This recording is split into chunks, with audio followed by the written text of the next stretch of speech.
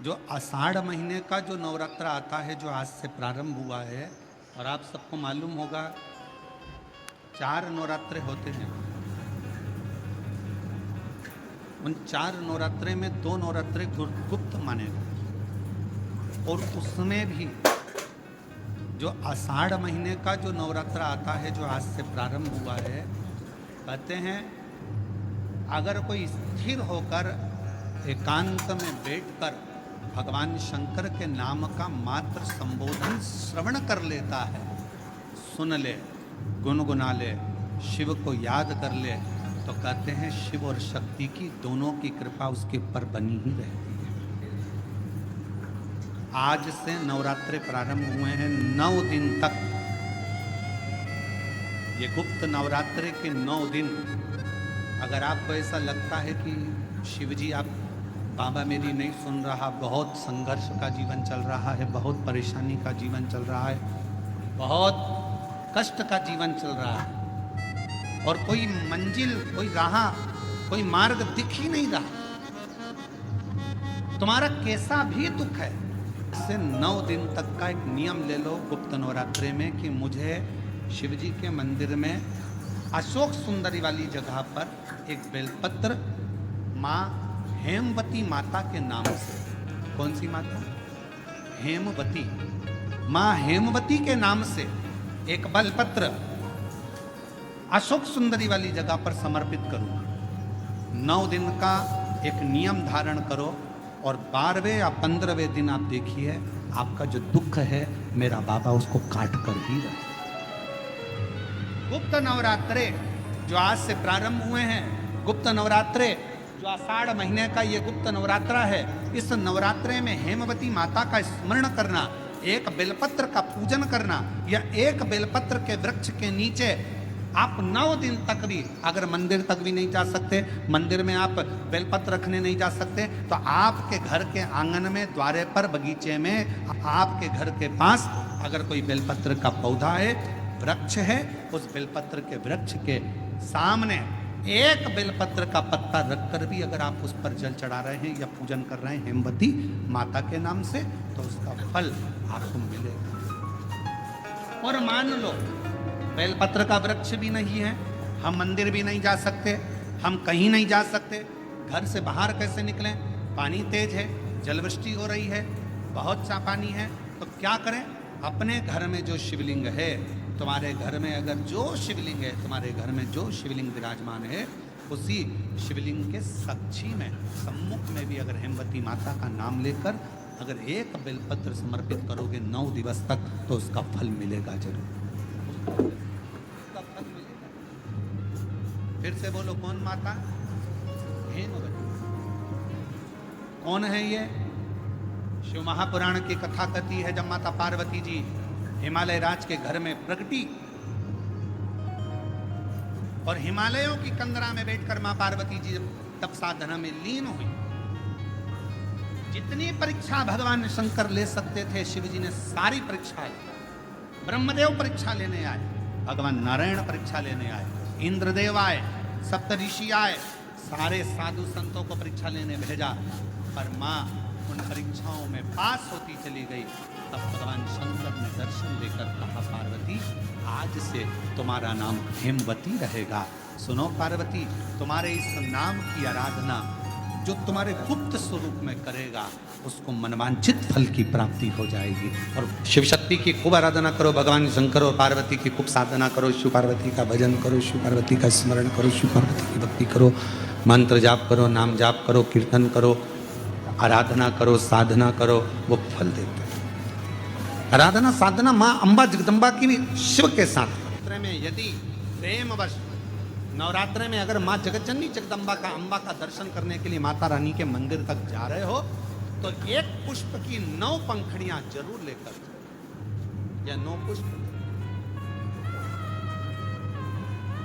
और वो भी नहीं कर सकते, अपने घर में माँ जगतजननी को 9 चावल के दाने लाल चंदन में कर अर्पित करो, माँ रिझाओ देवी, और शंकर की जितनी आराधना कर सकते हो, श्री शिवा नमस्तु जैसे माताएं कहती हैं हम नवरात्र में माता जी का व्रत रख रहे हैं, हम नवरात्र में ये उपासना कर रहे हैं, हम नवरात्र में माता की ज्योत खड़ी कर रहे हैं, हम नवरात्र में माता का अनुष्ठान। बिल्कुल करो, अनुष्ठान करना जरूरी है।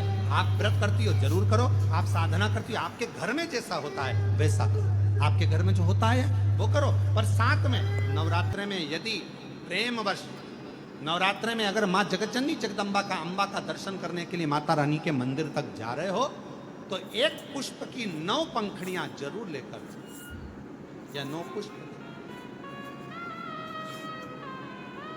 और वो भी नहीं कर सकते अपने घर में माँ जगतजननी को 9 चावल के दाने लाल चंदन में कर अर्पित माँ रिझाओ देवी को, और शंकर की जितनी आराधना कर सकते हो, श्री शिवा नमस्तुभ्यं।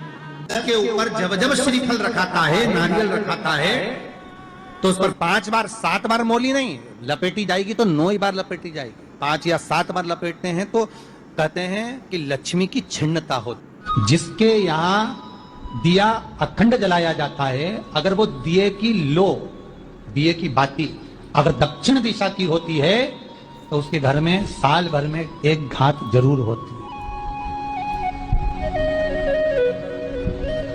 जो दिया अखंड जलता है उसकी बाती का मुख दक्षिण का नहीं होना चाहिए। अगर आपने देवी भागवत का स्मरण कराओ, देवी भागवत को अगर सुना हो, तो देवी भागवत में स्पष्ट किया गया कि पूर्व की ओर मुख करा हुआ दिया, अर्थात पूर्व की ओर ज्योत जो जलाई जाती है वो संपदा की वृद्धि करती है। पश्चिम की ओर मुख कर कर जो ज्योत लगाई जाती है महाराज, वो बेबहू को देती है। और उत्तर की ओर जो मुख कर कर ज्योत जलाई जाती है, उत्तर की ओर जो ज्योत का मुख रहता है वो आयु की वृद्धि करती है। तो कुमार के नवरात्रे हो, हर नवरात्रे में आप एक विशेष ध्यान रखें, प्रत्येक नवरात्रे में, कि हमें शंकर भगवान के शिवलिंग की पूजन करना। और एक और बात समझ लें, 2 शिवलिंग का निर्माण नहीं भी कर सकते हैं तो एक शिवलिंग का निर्माण करें और उस शिवलिंग के पास में ही एक छोटा सा मिट्टी का ढेला रखकर मां जगतजननी जगदम्बा का भी पूजन कर सकते। आपको नहीं बनाना 2 शिवलिंग, तो एक शिवलिंग, एक मिट्टी का थोड़ा सा। ऐसा नहीं है कि मेरी माता दुर्गा भवानी पिंडी के रूप में नहीं पूजाती है। अगर मेरी माता पिंडी के रूप में नहीं पूजाती तो वैष्णो देवी में 3 पिंडियां विराजमान नहीं हो पाती। शंकर की आराधना करने से नवरात्र में शक्ति का बल बढ़ता।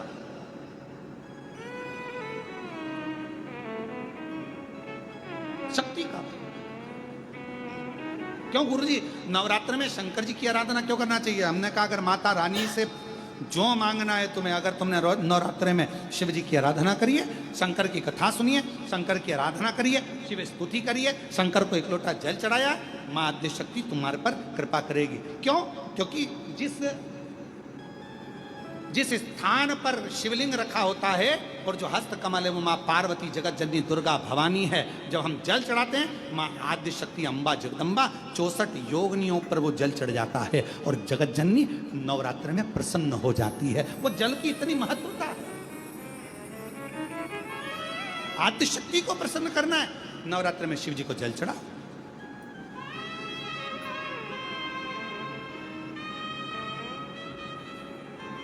कोई बेटा बेटी है, कोई एग्जाम दे रहे हैं, कंपटीशन एग्जाम में बैठ रहे हैं, सर्विस के लिए जा रहे हैं, नौकरी के लिए जा रहे हैं, नौकरी नहीं लग रही है, हम कहेंगे लाल पुष्प की पत्तियों को प्रत्येक किसी भी नवरात्रि के अंदर, नवरात्रि के अंतर्गत 9 दिन का तुम नियम बना लो। जैसे कई माताओं का नियम रहता है, मेरा व्रत है, मैं दूध पर 1 गिलास दूध पर व्रत करूंगी, मैं नंगे पैर चलूंगी, मैं ये व्रत करूंगी, मैं वो व्रत करूंगी। मैं बेटा बेटियों से कहूंगा, नवयुवक बच्चों से कहूंगा, अगर आप कंपटीशन एग्जाम में बैठ रहे हो, अपनी पूरी मेहनत करो, पूरा परिश्रम करो, रात दिन एक करो और लगे रहो।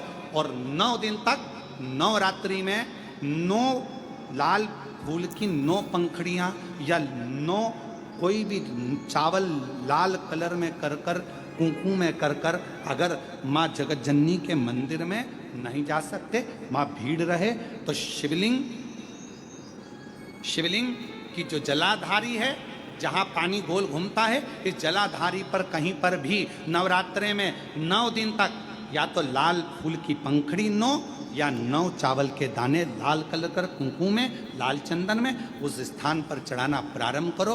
9 दिन के बाद तुम्हें 15 दिन और निकलेंगे, उसके बाद तुम्हें खुद लगेगा कि तुम्हारी जॉब, तुम्हारी नौकरी तुम्हारा बाबा ने लगाया है। शक्ति का बल, परिश्रम जरूर करना, मेहनत जरूर करना, रात दिन पढ़ाई एक साथ करना और अपने परिश्रम को नहीं छोड़ना। मेहनत जरूर करो पर साथ में ये प्रयोग भी करो। नवरात्रि का देखो, शिव और शक्ति का बल तुम्हें प्रसन्नता देता है कि नहीं देता?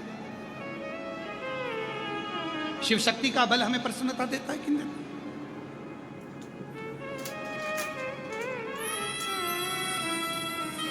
अब कई लोग ऐसे होते हैं, हम नवरात्रि आई है, माता रानी को भज रहे हैं, जगत जननी दुर्गा भवानी को भज रहे हैं, पर शिव जी के मंदिर तक नहीं जा रहे, समय नहीं मिल रहा मंदिर जाने का, क्योंकि माता जी के मंदिर जाते हैं, माता जी को प्रणाम। अरे उस शंकर को पहले भजो, सवेरे उठते से ही पहला 1 लोटा जल शिव को, क्योंकि उसी के माँ जगत जननी हस्तकमल पर जल जाना जरूरी है। शंकर का चढ़ा वो हमें फल प्रदान करे, सुख दे, आनंद का।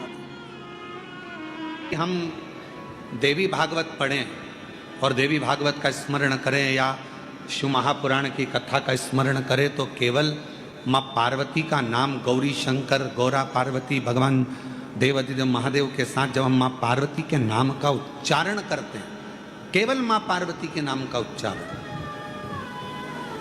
तो आप महसूस करेंगे कि आपके अंदर एक अलग से ऊर्जा, एक अलग से बल आपके शरीर में आ रहा है। मेरे देवादिदेव महादेव के पूरे शरीर में, अगर भगवान शंकर के पूरे शरीर में यह पूरा विश्व समाया हुआ है, जल चर, थल चर, वायु चर, सब शिव के शरीर में है, तो मेरी जगत जननी पार्वती मैया का केवल नाम उच्चारण, उस शरीर में जितना विश्व समाया है, सबका भरण पोषण करने का बल मेरी माँ जगत जननी जगदम्बा पार्वती जी रखती है। पार्वती का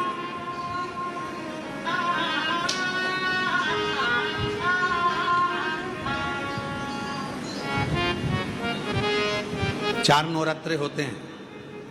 कितने? 4। 2 नवरात्रे गुप्त होते हैं, 2 नवरात्रे तुम्हारे सामने आते हैं, एक चैत्रीय, एक शरद। ये श्राद्ध विराम हो जाएगा, फिर नवरात्रे प्रारंभ हो जाएंगे, शरदीय नवरात्रे प्रारंभ। क्या केवल 4 नवरात्रे? क्यों? मां जगत जननी की आराधना 4 बार 4 नवरात्रे के रूप में क्यों होती है?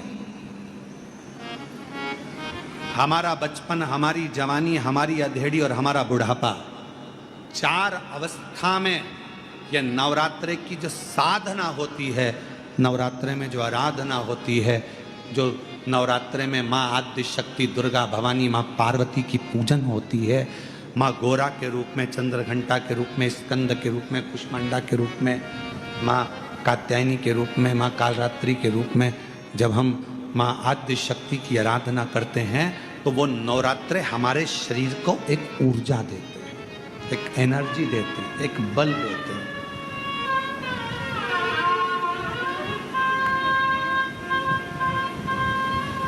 गौरी शंकर कहो, गौरी शंकर कहो, गौरी शंकर बिना उद्धार। वर प्रदान, आम के पल्लव में शंकर का आशीर्वाद।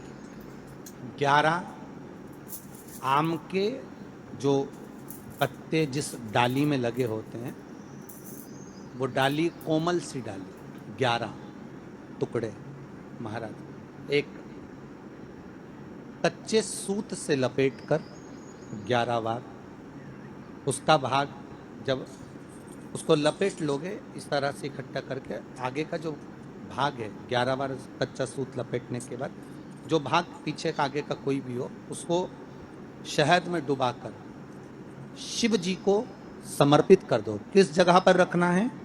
अशोक सुंदरी वाली जगह। अशोक सुंदरी की जगह जानते हो आप लोग, पहले भी आपको बताया है, आज फिर आपको वर्णन कर दें। जैसे ये गोल जलाधारी है, ये शिवलिंग रखा है, ये 2 जहां से पानी बह रहा है बाबा के चरणारविंद, राइट में श्री गणेश जी का स्थान, लेफ्ट में कार्तिकेय का स्थान, बीच में अशोक सुंदरी की जगह। शंकर भगवान की 6 लड़कियां हैं, भगवान शंकर के 13 बच्चे, 13 बच्चों में से 6 लड़कियां, उस 6 लड़कियों में से एक लड़की का स्थान, भगवान शंकर की एक बेटी का स्थान, अशोक सुंदरी का स्थान सामने। पद्म पुराण में स्पष्ट किया ये स्थान अशोक सुंदरी। शंकर भगवान की जलाधारी में पार्वती जी का हस्तकमल, ऊपर से जो एक एक बूंद पानी गिरता है, ये शंकर भगवान की 5 लड़कियों का स्थान है, जया, विषहरा, शामरी बारी, दौतली और देव। शंकर भगवान की 5 लड़कियां भगवान शंकर के मस्तक पे जल की धार गिरा रही हैं। बीच में जो अशोक सुंदरी का स्थान है महाराज, उस जगह पर शहद का मुख, जो शहद आपने भिंगोया है, उस शहद का मुख शंकर जी की ओर कर कर इसी में, इन्हीं नवरात्रि में शंकर भगवान के उस अशोक सुंदरी की जगह पर शहद का भाग शिव जी की ओर रख दें। महाराज, अगर घर में संपदा की कमी हो या कोई पैसा खा गया हो, रुपया नहीं दे रहा हो, पैसा अटक गया हो, तो उस शहद को शिव जी की ओर मुख कर कर उस आम के पल्लव की जो डंडी है उसको 11 डंडी को वहां रख दीजिए और उससे अपनी कामना कर कर आ जाइए। हो सके उस शहद में से थोड़ा सा शहद किसी रुमाल पर, किसी कपड़े में लगाकर उसको रख लीजिए। जिस व्यक्ति से पैसे लेना है, जिस व्यक्ति से पैसे मांग रहे हो, उससे एक बार जाकर मिल लीजिए, एक बार उसको खबर कर दीजिए। बाबा चाहेगा भोलेनाथ तो नवरात्रि में ही पैसा वापिस आ जाएगा, अगर शिव कृपा कर दे। ये बाबा की कृपा। आम का पल्लव कोई साधारण नहीं जिसको कलश के ऊपर रखा जाता है, शिव की कृपा।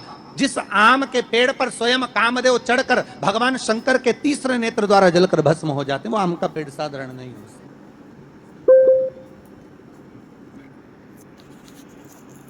सहज नहीं।